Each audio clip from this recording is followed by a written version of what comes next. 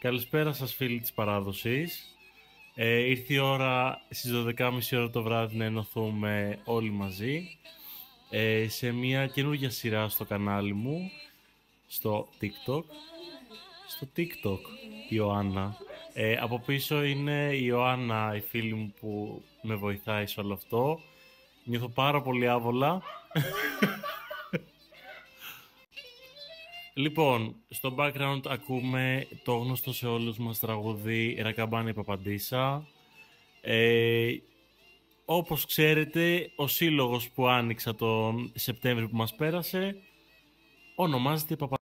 Σήμερα λοιπόν ήρθε η έμπνευση να αναλύσουμε το όνομα της Παπαντής, τι είναι η Παπαντή και για ποιο λόγο έβγαλα τον σύλλογό μου η Παπαντή, εννοείται. Ας ξεκινήσουμε λοιπόν με κάποιες θρησκευτικές πληροφορίες αναφορικά με την Παπαντή. Σύμφωνα με την εβραϊκή παράδοση, ο πρωτότοκος γιος θα έπρεπε μετά από 40 ημέρες της γέννησής του να αφιερωθεί στον Θεό.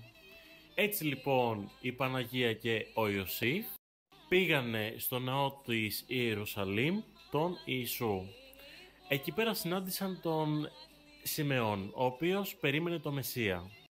Όταν αντίκρισε λοιπόν τον Ιησού, τον πήρε στα χέρια του και του είπε το περίφημο «Νυν απολύεις το δούλο σου δέσπο», ξέροντας ότι ήταν ο σωτήρας του κόσμου.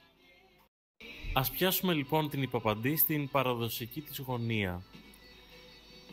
Στην Ελλάδα, οι γυναίκες με τους πρωτότοκους τους γιους, όταν κλείσουν την 40η τους ημέρα, τους πάνε στην εκκλησία της Παπαντής για να αφιερωθούν στον Θεό.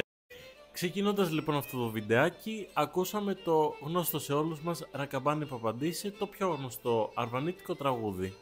Η θεματολογία λοιπόν του τραγουδιού περιστρέφεται γύρω από μια κοπέλα ονόματι Μαριό, η οποία ξυπνάει το πρωί της Παπαντής. Η μητέρα της λέει να μην φοβάται τη βροχή, γιατί την περιμένουν στην εκκλησία αρκετοί νέοι.